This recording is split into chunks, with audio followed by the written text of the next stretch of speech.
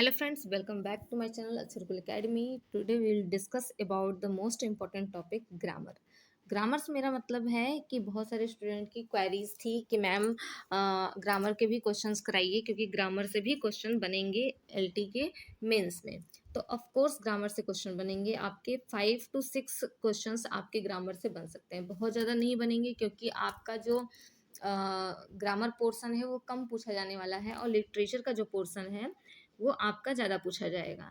तो इसलिए फोकस आपको दोनों पे करना है। ग्रामर तो आपने पहले पढ़ रखा है, आपको पहले नॉलेज है, बट आपको ध्यान देना है कि हम किस तरीके से राइट करेंगे। बात लिटरेचर की है तो लिटरेचर आप पर डे क्लास कर रहे हैं। जो स्टूडेंट आज इस क्लास को पहली बार देख रहे हैं वो चैनल को सब्सक्राइब कर लें और जाके सारी क्लासेस को देख लें, कंप्लीट कर लें, क्योंकि वहाँ पे एलटी ग्रेट मीन्स इंग्लिश की कंप्लीट तैयारी कराई जा रही है और एग्ज़ाम तक कराई जाएगी। तो लिटरेचर के आपके क्लासेस कंटिन्यू हैं जो चल रहे हैं आपके सारे पोर्शन से, चाहे प्रोज हो गया, पोइट्री हो गई आपकी, या आपका ड्रामा हो गया, सारे क्वेश्चंस आपके वहाँ पे कराए जा रहे हैं और एग्ज़ाम तक आपकी बहुत अच्छी तैयारी हो जाएगी। अब बात है आपके ग्रामर की, तो आज हम ग्रामर के कुछ टॉपिक्स को देखेंगे जो कि जिससे क्वेश्चन बनता है तो हम उसे कैसे राइट कर सकते हैं। ये आपके लिए एक जैसे मॉडल क्वेश्चन है कि किस तरीके से क्वेश्चन बनेगा, किस तरीके से हमें राइट करना है। तो चलिए हम अपने टॉपिक पे आते हैं। तो हमारा टॉपिक है सेंटेंस। सेंटेंस मीन्स अगर हमें आप सेंटेंस से क्वेश्चन देखने को मिलता है जैसे write about sentence, write about sentence, या explain about sentence it's types, तो हमें कैसे उसको आंसर करना है यहाँ पे हम देखेंगे। तो आज ही अपने आंसर पे, तो यहाँ पे हम पहले क्या करेंगे, पहले हम सेंटेंस हेडिंग को यहाँ पे लिखेंगे, जो आप ब्लैक कलर से लिखेंगे। अगर आपने एक ही पेन का यूज करना है तो आप अंडरलाइन करके आप हेडिंग को डालेंगे। फिर a sentence is a group of word, हम सेंटेंस के डिफिनेशन को देंगे क्योंकि यहाँ क्वेश्चन पूछा गया है कि right about sentence, word arranged in proper order that expresses a complete and meaningful idea. मैं आशा कर रही हूँ कि आपको सेंटेंस का डिफिनेशन पता होगा, बट आपको कैसे राइट करना है वो यहाँ पे आप देखेंगे। तो हम यहाँ पे सेंटेंस के डिफिनेशन को राइट कर देंगे कि एक वर्ड का ग्रुप होता है जो क्या करता है, कंप्लीट सेंस देता है हमें और मीनिंगफुल आइडिया देता है। It contains at least one subject and A infinite verb, finite verb sorry. तो इसमें क्या होता है, एक सब्जेक्ट होता है और एक फाइनाइट वर्ब होता है। तो फाइनाइट और इनफाइनाइट वर्ब के बारे में आपने पढ़ा होगा, नहीं पढ़ा होगा तो इस चैनल को ज़रूर सब्सक्राइब कर लीजिए। यहाँ आपको डिटेल में धीरे धीरे सारी क्लासेस आपको दी जाएंगी, ग्रामर से लेके, अगर आपको ग्रामर में कुछ भी नहीं आता है तो भी आप यहाँ पे ग्रामर अच्छे से कर ले जाएंगे। यहाँ पे आपकी ग्रामर की बहुत अच्छी तैयारी, नहीं आता है तो भी आपको यहाँ पे ग्रामर की बहुत अच्छी नॉलेज हो जाएगी। अभी आपके यूपी एलटी की क्लासेस चल रही हैं, उसके बाद आपके ग्रामर के भी, आपको अगर आप ग्रामर में जीरो हैं, बहुत ज़्यादा डिफ़िकल्टीज होती है, तो आपको इजी ट्रिक के साथ यहाँ पे ग्रामर पढ़ाई जाएगी।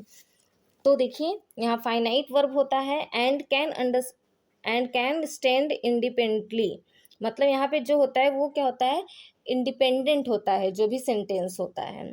It begins with a capital letter, जिसकी शुरुआत कैपिटल लेटर्स होती है, and end with proper pronunciation, और एंड क्या होता है, प्रॉपर प्रोनाउंसिएशन के साथ होता है। तो ये जो आपका डिफिनेशन है, चाहे आप इसको एज इट इज़ लिख सकते हैं, अपने वर्ड में भी लिख सकते हैं, इसमें कोई बाउंडेशन नहीं है आपका। फिर हम एक एग्जांपल देंगे सेंटेंस की, सी इज़ रीडिंग अ बुक। ये आपका हो गया एक डिफिनेशन सेंटेंस की, ठीक है। अब सेंटेंस के टाइप पे हम आएंगे, जैसे क्वेश्चन में आप आंसर को राइट करेंगे तो हमें ये देखना है कि 125 वर्ड में पूछा है या 200 वर्ड में पूछा है, उसी के अकॉर्डिंग हम आंसर को राइट करेंगे यहाँ पे। तो हम देखेंगे यहाँ पे कि सेंटेंस को हम यहाँ पे डिवाइड करेंगे। पहला है क्लॉज, ठीक है। क्लॉज मतलब, अब हम यहाँ पे ये लिख, आप ऐड कर सकते हैं, नहीं भी ऐड कर सकते, क्योंकि ये क्लॉज डिफिनेशन यहाँ पे बताई गई है कि क्लॉज होता क्या है। उसके बाद यहाँ पे क्लॉज के आधार पे सब्जेक्ट को डिवाइड, सेंटेंस को डिवाइड किया गया है, वो हम देखेंगे। तो यहाँ मैंने ऐड कर दिया है यहाँ पे कि आप क्लॉज की डेफिनेशन को समझ जाइए। A clause is a group of word that contains a subject and predicate and forms part of sentence. It may or may not express a complete thought. मतलब क्लॉज क्या होता है, जो सेंटेंस होता है वही क्लॉज होता है। तो ये मैंने इसलिए ऐड किया है कि अगर आपका सेंटेंस पूछ लिया या सिर्फ क्लॉज पूछ लिया कि define the clause and it's type, define the sentence and it's types, तो उसको आप कैसे आंसर करेंगे। क्लॉज में भी वही है, सेंटेंस में भी वही है, बस थोड़ा सा लिखने का तरीका आपका अलग है। सब्जेक्ट होता है और उसमें क्या होता है, प्रेडिकेट होता है। मतलब जैसे हम कोई सेंटेंस लिखते हैं, जैसे यहाँ पे एग्जांपल है सी इज हैप्पी, सी हमारा क्या हो गया, सब्जेक्ट, इज हैप्पी क्या हो गया हमारा, प्रेडिकेट। तो क्लॉज में ये दो क्लॉज यूज होते हैं, एक सब्जेक्ट और एक प्रेडिकेट, मतलब इसमें दो चीजें होती हैं, ठीक है। और ये क्या होता है, ये कंप्लीट सेंस हमें दे भी सकता है और कंप्लीट सेंस हमें नहीं भी दे सकता है, इसका दोनों मतलब होता है। अब यहाँ पे टाइप्स ऑफ क्लॉज, तो टाइप्स ऑफ क्लॉज नहीं है ये क्लॉजेस के आधार पे यहाँ डिवाइड किया गया है। तो मेन इंडिपेंडेंट क्लॉज और यहाँ पे सब ऑर्डिनेट क्लॉज क्या है, ठीक है, ये हम देखेंगे। तो अगर क्लॉज से आता है, मान लीजिए 125 वर्ड में आपसे पूछ लिया right about clause and it's type, तो हम क्लॉज का डेफिनेशन दे देंगे यहाँ पे, जो है ये पूरी डेफिनेशन एग्जाम्पल के साथ क्लॉज की, और उसके टाइप्स के बारे में दोनों बता देंगे। इसे आप एक्सटेंड करके लिखिएगा थोड़ा, क्योंकि 125 वर्ड में रहेगा तो आपको और वर्ड काउंट चाहिए, तो आप अच्छे से लिख के 2 3 4 एग्जाम्पल दे दीजिएगा। मैंने यहाँ पे एक मॉडल क्वेश्चन आंसर रखा है कि आप कैसे प्रिपेयर करेंगे, और ये भी आपका इनफ है, बट इसमें कुछ चीज़ें और ऐड कर दीजिएगा। ऐसे ही ग्रामर की इंपॉर्टेंट क्लास आपकी चलेंगी, बीच बीच में मैं आपको ग्रामर के भी पोर्शंस कराऊंगी और लिटरेचर की आपकी कवर कराई जा रही है। बहुत ही ज़्यादा इंपॉर्टेंट है ये सेशन, इसे मिस मत करिएगा। यहाँ से ग्रामर का एक आपको आइडिया मिल जाएगा कि किस तरीके से हमें आंसर को राइट करना है, और आपको एक क्वेश्चन आंसर भी यहाँ प्रोवाइड हो जाएगा। मेन मेन क्लॉज मतलब मेन क्लॉज को हम इंडिपेंडेंट क्लॉज भी कहते हैं। इसमें क्या होता है, a main clause can stand alone as a complete sentence and express a full idea. Main clause क्या होता है, जिसमें कंप्लीट सेंस होता है, कंप्लीट मीनिंग होता है, और वो क्या होता है, इंडिपेंडेंट, मतलब किसी चीज पे, किसी पे डिपेंड नहीं होता, किसी दूसरे सेंटेंस पे। जैसे सी इज हैप्पी, वह खुश है, ये अपने आप में क्या है, फ्री है, इंडिपेंडेंट है, किसी दूसरे सेंटेंस की जरूरत नहीं है यहाँ पे, कि इसे पढ़ के ऐसा नहीं लग रहा है कि इसमें कुछ बाकी है, कुछ मिसिंग है, ये कंप्लीट सेंस दे रहा है। दूसरा क्या है हमारा, सब ऑर्डिनेट या डिपेंडेंट क्लॉज। इसमें क्या होता है, ए सब ordinate clause can not stand alone, वो अकेले अलोन मतलब खड़ा नहीं हो सकता, and depend on the main clause for its meaning. और ये क्या होता है, अपने मेन क्लॉज पे क्या होता है, डिपेंड होता है। जैसे बिकॉज सी वर्क हार्ड, अब यहाँ ये क्या है, ये आपका सब ऑर्डिनेट क्लॉज है, बट आप सोचिए कि बिकॉज सी वर्क हार्ड का मतलब क्योंकि वह मेहनत करती है, ठीक है, क्योंकि वह मेहनत करती थी। तो इसके पहले कोई सेंटेंस रही होगी, उसके बिना ये क्या है, अधूरा है, इंडिपेंडेंट है, ठीक है, सॉरी डिपेंडेंट है, मतलब इसमें एक और वर्ड होगा तब जाके ये क्या होगा, कंप्लीट सेंस देगा। तो इसके पहले हम लगा सकते हैं she is happy because she work hard, ऐसे इस तरीके से हम लिख सकते हैं, तो ये क्या हो जाएगा, पूरा कंप्लीट हो जाएगा। आई होप आपको ये समझ में आ रहा होगा डेफिनेशन और इसके जो डिवीजन है, जो आपके मेन क्लॉज हैं और सबऑर्डिनेट क्लॉज है।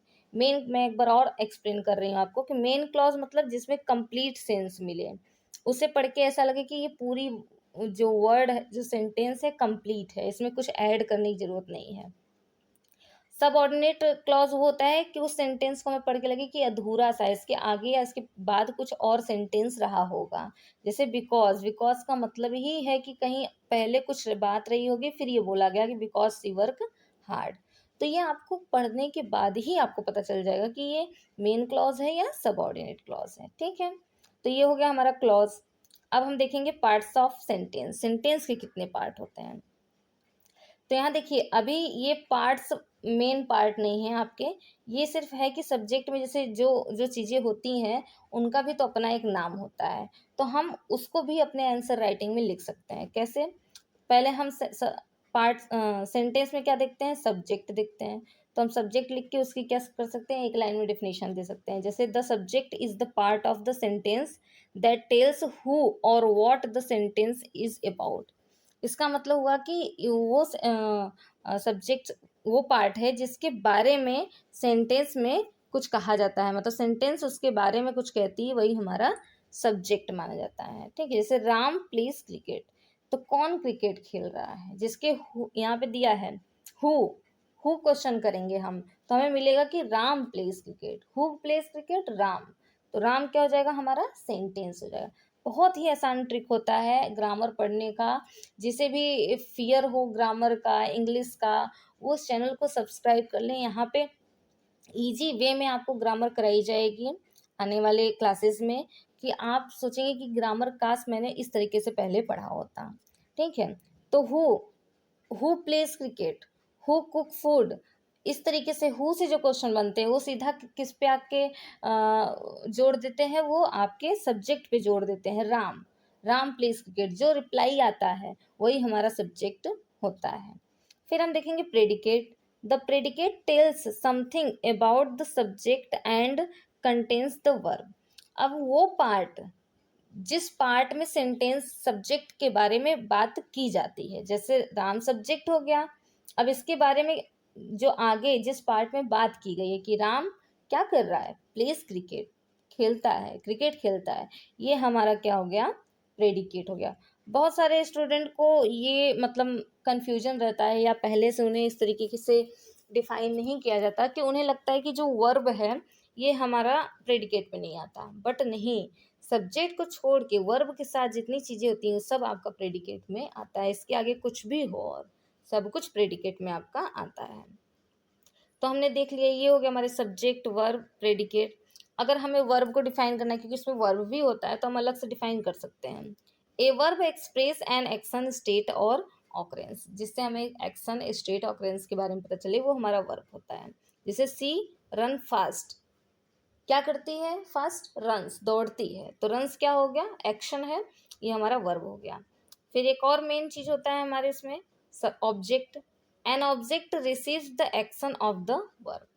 अब जो एक्शन हो रहा है उसको जो रिसीव कर रहा है वो हमारा ऑब्जेक्ट होता है, जिसपे उसका क्या पड़ता है, फोर्स पड़ता है, वो हमारा ऑब्जेक्ट माना जाता है। जैसे सी सब्जेक्ट, रीड्स वर्ब, क्या रीड कर रही है, अब बुक, तो वर्ब का जो जोर है वो किस पे पड़ा, आपके ऑब्जेक्ट पे। तो ये हमारा क्या हो गया, रीड, रीड क्या, बुक, रीड कर रही है किसको, बुक को, तो बुक हमारा क्या हो जाएगा, ऑब्जेक्ट हो जाएगा। ठीक है, तो आप ये इस तरीके से अपने ये सब्जेक्ट, प्रेडिकेट, वर्ब, ऑब्जेक्ट लिख के एक एक लाइन में आप एक्सप्लेन कर सकते हैं। फिर हमारा एक और पार्ट आता है complement. A complement complete the meaning of the subject और ऑब्जेक्ट, जिसमें सब्जेक्ट हो, वर्ब हो, ऑब्जेक्ट हो, उसके बाद कुछ चीज़ें और लिखी होती हैं, वो हमारा क्या हो जाता है, कॉम्प्लीमेंट होता है। जैसे या उसके अलावा कभी ऑब्जेक्ट नहीं लिखा होता है, सिर्फ सब्जेक्ट के बारे में चीज़ें बताई जाती हैं, तो वहाँ पे हमें कॉम्प्लीमेंट देखने को मिलता है। जैसे सी इज़ हैप्पी, सी हमारा सब्जेक्ट हो गया, इज हमारा वर्ब हो गया, बट हैप्पी, हैप्पी क्या आपको लग रहा है वर्ब ऑब्जेक्ट है, नहीं, हैप्पी हमारा कॉम्प्लीमेंट है। कॉम्प्लीमेंट क्यों, वह क्या है, खुश है। यहाँ ना वर्ब, जब हमारा वर्ब का यूज ही नहीं हुआ है, तो वर्ब का फोर्स किस पे पड़ेगा, ऑब्जेक्ट तो है ही नहीं। वर्ब यूज हुआ है हमारा इज, लेकिन ये क्या है, ऑक्सिलरी वर्ब है, हेल्पिंग वर्ब है। तो यहाँ पे क्या है, सी इज हैप्पी, ये मीनिंग बता रही है सब्जेक्ट का, कि वो क्या है, खुश है। तो ये हमारा क्या हो जाएगा, कॉम्प्लीमेंट हो जाएगा। ठीक है, ये हो गया हमारा ये। तो आप पूछेंगे कि मैम अगर जैसे इतनी सारी चीज़ें हैं तो हम क्या लिखें और क्या नहीं लिखें। तो आपको अगर क्लॉज पूछता है, वो राइट अबाउट क्लॉज के बारे में, ठीक है, यहाँ पे तो आप क्या करेंगे, क्लॉज की डिफिनीशन देंगे, टाइप्स दोनों लिखेंगे, एग्जाम्पल दे देंगे, दो दो तीन तीन, आपका क्लॉज कंप्लीट। क्लॉज नहीं पूछता, सेंटेंस पूछता है। सेंटेंस की आप यहाँ से लेके यहाँ तक डिफिनीशन दे देंगे, एग्जाम्पल, फिर आप आएंगे अपने इस पार्ट पे, पार्ट्स ऑफ सेंटेंस की हेडिंग डालेंगे, सब्जेक्ट, प्रेडिकेट एक एक एग्जाम्पल के साथ दिखाएंगे, वर्ब, फिर ऑब्जेक्ट, उसके बाद आप दिखाएंगे कॉम्प्लीमेंट, एक एक एग्जाम्पल के साथ जितनी लाइन लिखी है आप उतना ही लिख सकते हैं, इनफ है, क्योंकि अभी हमें और भी चीज़ें इसमें। अब मेन हम आते हैं अपने क्लासिफिकेशंस पे। क्लासिफिकेशंस ऑफ सेंटेंस, जो टाइप्स पूछा गया है। अगर आपका जैसे बहुत शॉर्ट में पूछता है कि what is sentence, what about sentence, और शॉर्ट में मतलब लिख के वर्ड काउंट नहीं लिखा है, तो आप सेंटेंस के बारे में क्या करेंगे, लिख देंगे। और इसमें क्या करेंगे, अगर टाइप्स नहीं पूछा है तो सिर्फ टाइप्स के बारे में आप टाइप के हेडिंग्स अपने आप डाल देंगे। उसके डेफिनेशन आप भले नहीं लिखेंगे बट टाइप्स, लेकिन अगर अच्छे से पूछा हुआ है टाइप्स तो टाइप्स लिखेंगे, मतलब हेडिंग डालेंगे, और उसके साथ साथ उसकी डेफिनेशन एक एक दो दो लाइन में आप राइट करेंगे। अब देखिए अकॉर्डिंग टू पर्पस, तो अकॉर्डिंग टू पर्पस के अकॉर्डिंग हमारे इसमें कितने होते हैं, 4 होते हैं। डिक्लेरेटिव, इंट्रोगेटिव, इम्प्रेसिव और एक्सक्लामेटरी। आई होप ये आप लोग बहुत पहले से पढ़ते आ रहे हैं, बट आपको ये छोटी छोटी चीज़ें ध्यान में नहीं रहती। बट कभी कभी क्या होता है, चाहे मेंस हो या ऑब्जेक्टिव क्वेश्चंस हो, इस तरीके के क्वेश्चन भी पूछ लिए जाते हैं। एक इसमें और होता है ऑप्टेटिव, बट आपका ये जो मेन होता है ये 4 ही होते हैं। ऑप्टेटिव किसी चीज़ में किसी बुक्स में माना जाता है, किसी बुक्स में नहीं माना जाता है, बट ये 4 मेन होते हैं। ऑप्टेटिव भी आप हेडिंग डाल के लिख सकते हैं, ऑप्टेटिव सेंटेंस, सेंटेंस, ठीक है। फिर हम देखेंगे पहला हमारा डिक्लेरेटिव सेंटेंस क्या होता है। एक declarative sentence states a fact और आइडिया, जिसमें किसी फैक्ट या आइडिया के बारे में बताया जाता है, मतलब जो सिंपल होता है। इसमें इंट्रोगेटिव नेगेटिव दोनों आ सकते हैं, सॉरी इंट्रोगेटिव नहीं, नेगेटिव और अफर्मेटिव दोनों आ सकते हैं। डिक्लेरेटिव का मतलब ये नहीं होता सिर्फ अफर्मेटिव। तो इसमें नॉर्मल जो सेंटेंस होता है जिसमें फैक्ट या आइडिया होता है वो हमारा डिक्लेरेटिव सेंटेंस होता है। जैसे the earth revolves around the sun, sun के चारों तरफ घूमती है, ये हमारा क्या है, फैक्ट है, यूनिवर्सल फैक्ट है। तो ये हमारा क्या हो जाएगा, डिक्लेरेटिव। यहाँ नॉट लगा के अगर पूछ देता तो वो भी हमारा डिक्लेरेटिव होता। फिर सेकेंड हम देखेंगे interrogative sentence. An interrogative sentence ask a question. फिर यहाँ पे इंट्रोगेटिव सेंटेंस आप जानते हैं कि जो जिसमें क्वेश्चन पूछा जाता है, वेयर आर यू गोइंग, तुम कहाँ जा रहे हो। फिर नेक्स्ट देखेंगे imperative sentence. An imperative sentence express commas request, sorry commands, request और एडवाइस। इम्परेटिव सेंटेंस में क्या होता है कि इसमें कमांड्स होते हैं, रिक्वेस्ट होता है और एडवाइस हमें देखने को मिलता है, सजेशन होता है। जैसे क्लोज द डोर, मतलब दरवाजे को बंद कर दो, क्या है, order. Please tell a story, मतलब एक स्टोरी सुना दो, ठीक है। इस तरीके से जो होता है हमारा रिक्वेस्ट, एडवाइस, इस तरीके का जो होता है हमारा वो क्या होता है, इम्परेटिव सेंटेंस होता है, ठीक है। Please give me this book, इस तरीके से जो होता है। फिर है हमारा एक्सक्लामेटरी सेंटेंस। एक्सक्लामेटरी सेंटेंस में क्या होता है, स्ट्रॉन्ग फीलिंग दिखाई जाती है, जिसमें इस आपका क्या होता है, एक्सक्लामेटरी ये साइन भी लगा होता है। जैसे व्हाट अ ब्यूटीफुल डे, कितना खूबसूरत दिन है। जैसे हम एक नॉर्मल बोलते हैं कितना खूबसूरत दिन है, बट हम उसको एकदम बहुत एक्साइटमेंट बोलते हैं, व्हाट अ ब्यूटीफुल डे। एक होता है ब्यूटीफुल डे, बट एक होता है व्हाट अ ब्यूटीफुल डे। ये आप व्हाट देख के ये नहीं समझिएगा कि ये क्या है, इंट्रोगेटिव है, ये आपका एक्सक्लामेटरी है, इसके आगे एक्सक्लामेटरी साइन लगा हुआ है। और आप पढ़ के देखेंगे कि ये आपका कोई क्वेश्चन नहीं पूछा जा रहा है, यहाँ पे बताया जा रहा है कि कितना खूबसूरत दिन है, व्हाट अ ब्यूटीफुल डे। इस तरीके से ऑप्टेटिव में क्या होता है, ऑप्टेटिव में जैसे होता है कि कोई भी प्रार्थना की जाती है, जैसे उसमें मे का यूज होता है आमतौर पे, ठीक है। ऑप्टेटिव में जैसे मे गॉड ब्लेस यू, इस तरीके से ऑप्टेटिव में होता है, वो आप लोग राइट कर सकते हैं वो भी। अब देखिए सेंटेंस का ये हो गया आपकी किसके बेसिस पे हो गया, आपका पर्पस के अकॉर्डिंग, ठीक है। उसके बाद देखेंगे हम एक अकॉर्डिंग टू स्ट्रक्चर। अब स्ट्रक्चर के अकॉर्डिंग भी हम देखेंगे कितने डिवाइड किए गए हैं। ये सारी चीज़ें आपको कब लिखनी है, इतना ही आपको लिखना है जब आपका 200 में पूछा जाए। जब आपका 200 वर्ड्स में पूछा जाएगा तो आपको सॉरी क्लॉज छोड़ के, अगर क्लॉज नहीं सेंटेंस के बारे में 200 वर्ड्स में पूछा जाए तो सेंटेंस, सेंटेंस के part, subject, verb, predicate, object, complement लिखेंगे। उसके बाद आप ये अकॉर्डिंग टू यहाँ पे था अकॉर्डिंग टू पर्पस के अकॉर्डिंग इसको डिवाइड करेंगे, सारा लिखेंगे, फिर आ जाएंगे अकॉर्डिंग टू स्ट्रक्चर पे, ये भी पूरा लिखेंगे, तब जाके आपका वर्ड 200 वर्ड्स काउंट होंगे। ठीक है।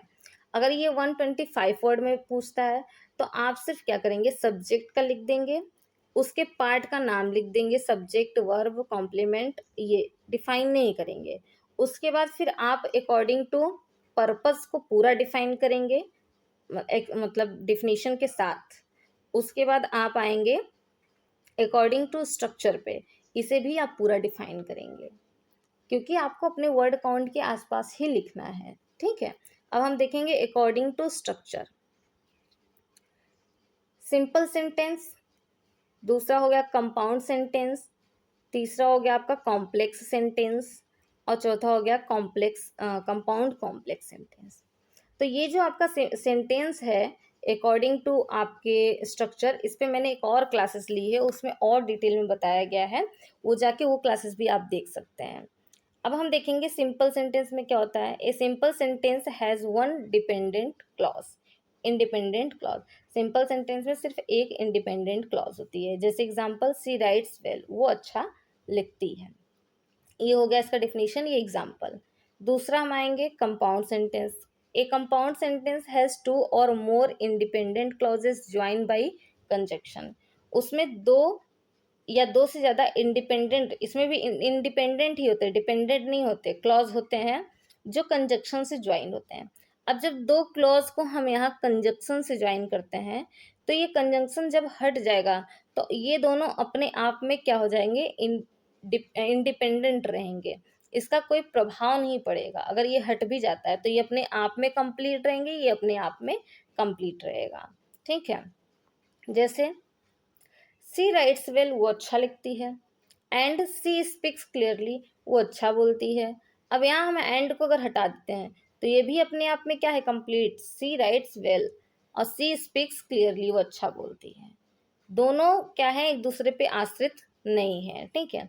अब इसको पहचानने की, कंपाउंड को कॉम्प्लेक्स की, इस तरीके की पहचानने की बहुत आसान ट्रिक होती है। इसके लिए मैंने एक क्लास बना रखी है सेंटेंस के नाम से, वो आप जाके देख लीजिएगा, क्लॉजेस के नाम से। और आगे आने वाले क्लासेस में बहुत अच्छे तरीके से डिटेल में प्लस शॉर्ट ट्रिक के साथ बताई जाएंगी, जो आपके लिए बहुत ही ज़्यादा यूजफुल होने वाली है। ठीक है। अभी तो आपके मेंस की प्रिपरेशन चल रही है, जब तक आपके एग्जाम्स हो रहे हैं, मेंस की जो एलटी ग्रेड प्री जिनका क्वालिफाई है इंग्लिश से, वो मेंस की प्रिपरेशन यहाँ से करें, अच्छे नंबर से उनका मेंस ज़रूर क्लियर हो जाएगा। उसके बाद अगर और भी एग्ज़ाम्स की वो प्रिपरेशन कर रहे हैं तो यहाँ से आप वो और भी एग्ज़ाम्स की प्रिपरेशन की तैयारी कर सकते हैं। आगे आने वाले क्लासेस में सारी आपको कराई जाएंगी। नेक्स्ट देखेंगे कॉम्प्लेक्स सेंटेंस। कॉम्प्लेक्स सेंटेंस से एमसीक्यू बहुत ज़्यादा पूछा जाता है। अगर आप वैसे टीजीटी या किसी और 6 to 8 की तैयारी कर रहे हैं, प्रिपरेशन कर रहे हैं, जैसे पीएससी की कर रहे हैं, तो उसमें भी पूछा जाता है। क्या पूछा जाता है, पहचानने के लिए कि सेंटेंस को क्या करिए, पहचानिए। जैसे बीपीएससी में हो गया आपका, बीपीएससी में पूछा जाता है, और आपके 6 to 8 में, रीट में, या बहुत सारे जो एग्ज़ाम्स हैं आपके टेट में, एस्टेट में, इस तरीके से सारे आपके पूछे जाते हैं इनको पहचानने के लिए। अब देखेंगे a complex sentence has one independent, इसमें एक इंडिपेंडेंट क्लॉज होता है, एटलीस्ट वन डिपेंडेंट क्लॉज, और कम से कम एक क्या होता है, डिपेंडेंट क्लॉज होता है। जैसे सी सक्सीडेड, वो क्या हो गई, मतलब कि सक्सेस हो गई, succeeded, because she work hard, क्योंकि उसने क्या किया था, मेहनत किया था। अब हम यहाँ से यहाँ तक देखें, बिकॉज सी वर्क हार्ड, तो ये हमारा क्या हो जाएगा, ये हमारा हो जाएगा डिपेंडेंट क्लॉज, क्योंकि क्योंकि उसने हार्ड वर्क किया था, क्योंकि लग गया, तो हार्ड वर्क किया था तो उससे हुआ क्या, कुछ ना कुछ तो और आगे होना चाहिए। तो यहाँ की किसी सक्सीडेड मतलब वो सफल हो गई, क्योंकि उसने वर्क हार्ड किया था। अब यहाँ पे सी सक्सीडेड मतलब वो सफल हो गई। ये आपका क्या है, इंडिपेंडेंट है, अपने आप में कंप्लीट है। But because she work hard क्या है, अपने आप में इनकम्प्लीट है। इसलिए ये जो क्लॉज है इनकम्प्लीट है, ये इंडिपेंडेंट है, सॉरी ये डिपेंडेंट है, और ये इस पे क्या है, आश्रित है इस क्लॉज पे, ठीक है। नेक्स्ट क्या है, अभी मैं आपको साथ साथ समझा रही हूँ इसलिए कि आप उसको राइट कर सकें और आपके माइंड में रहे कि क्या होते हैं, बट वहाँ तो आपको सिर्फ राइट करने, वहाँ आपको पहचानना नहीं है। Compound complex sentence, compound complex sentence क्या होते हैं? A compound complex sentence has two, ये बहुत कम पूछा जाता है, टू और more independent clauses and at least one dependent clauses. इनमें दो या दो से ज़्यादा इंडिपेंडेंट क्लॉज होता है और एक क्या होती है, डिपेंडेंट क्लॉज होती है। जैसे ऑल्दो सी ट्राइड, मतलब हालांकि उसने कोशिश की, ये क्या हो गया, ये डिपेंडेंट हो गया क्योंकि इसमें ऑल्दो लग गया है। हालांकि उसने कोशिश की, फिर क्या हुआ, आगे कुछ तो होना चाहिए। सी वर्क हार्ड, ये क्या है, अपने आप में फ्री है, उसने मेहनत की। एंड सी सक्सीडेड, अब एंड हटा दें हम क्योंकि ये क्या है, देखिए कंपाउंड से जुड़ा हुआ है, ये कंपाउंड वर्ड से जुड़ा हुआ है, ये दोनों अगर मान लेते तो ये पूरा कंपाउंड हो जाएगा, ठीक है। तो सी सक्सीडेड, ये अपने आप में क्या है, फ्री है, इंडिपेंडेंट है, ये भी अपने आप में इंडिपेंडेंट, बट ये क्या है, डिपेंडेंट। तो एक हो गया हमारा इंडिपेंडेंट, डिपेंडेंट क्लॉज हो जाएगा हमारा, और दो हमारा इंडिपेंडेंट क्लॉज हो जाएगा, ठीक है। इस तरीके से हमारा ये बनता है। नेक्स्ट अब हम आएंगे, अब हमने सारा कर दिया, अपना आंसर राइट कर दिया सेंटेंस पे, क्लासिफिकेशन सारे दे दिए, दो प्रकार से होते हैं जो हमारा पर्पस और आपके यहाँ पे दूसरे स्ट्रक्चर के आधार पे। तो इस तरीके से हेडिंग्स डाल डाल के आप इतना ही भी लिख देंगे तो आपका 200 वर्ड्स कंप्लीट हो जाएगा। लास्ट में हम कंक्लूजन देंगे, 10 a sentence is the fundamental unit of language, मतलब जो सेंटेंस है वो लैंग्वेज का फंडामेंटल यूनिट है, and it's classifications help in understanding its structure and function clearly. इसका क्लासिफिकेशन क्या करता है, हमें आसान बनाता है इसके स्ट्रक्चर और फंक्शन को क्लियरली समझने में, ठीक है। तो इस तरीके से आपका सेंटेंस कंप्लीट होता है। अब गाइस देखिए, इसी तरीके से आपके नाउन पे क्वेश्चन बन सकते हैं, ज़्यादा से ज़्यादा क्वेश्चन आपका बनेगा तो parts of speech, parts of speech से बनेगा। अब इसी में आपका नाउन आ जाएगा, प्रोनाउन आ जाएगा, वर्ब आ जाएगा। तो वर्ब के टाइप्स पे क्वेश्चन बन सकते हैं। इसे आप लोग एकदम ध्यान से याद कर लीजिए कि कितने टाइप होते हैं। अगर 200 वर्ड्स में आ गया तो आपके जो वर्ब के जितने आपके टाइप होते हैं सारे टाइप को दिखाना है, प्रोनाउन के जितने टाइप होते हैं 9-10 टाइप पूरे आपको दिखाने पड़ेंगे। अगर कम में पूछता है 125 वर्ड में तो आप सारे टाइप्स के नाम फिर भी लिखेंगे, उसमें से 2 या 3 को एक्सप्लेन करेंगे। आगे की क्लासेस में मैं उस पर भी लेके आऊँगी अभी ग्रामर के, कि उसको किस तरीके से आपको राइट करना है, ठीक है। तो ये क्लासेस बहुत ज़्यादा इंपॉर्टेंट है, वेरी वेरी इंपॉर्टेंट, इसलिए इसको क्या कर लीजिएगा, अच्छे से देख लीजिएगा, एक बार 2 बार समझ लीजिएगा। कुछ डाउट हो तो आप कमेंट बॉक्स में कमेंट करिएगा कि हाँ ये डाउट है, अदरवाइज़ आप टेलीग्राम चैनल पे यहाँ पे कमेंट करिएगा कि जो भी आपकी क्वेरीज हों वो मैं आपको सॉल्व कर दूँगी। क्लास पीडीएफ आपको चाहिए तो आप लोग टेलीग्राम चैनल को ज्वाइन कर लीजिएगा, जिसका लिंक डिस्क्रिप्शन बॉक्स में मिल जाएगा आपको। वहाँ पे आपको कंप्लीट क्लासेस की पीडीएफ मिलती हैं और प्रैक्टिस सेशंस भी मिलते हैं, आपको कराए जाते हैं, और अदर इन्फॉर्मेशन आपको वहाँ प्रोवाइड की जाती हैं। इस तरीके से आप लोग की कंप्लीट तैयारी यहाँ पे कराई जा रही है। अगर आपको क्लासेस पसंद आती हो तो चैनल को सब्सक्राइब कर लें, लाइक कर दें, ज़्यादा से ज़्यादा शेयर करें। ऐसे ही और इंफॉर्मेटिव क्लास के साथ मिलते हैं नेक्स्ट वीडियो में। Thank you.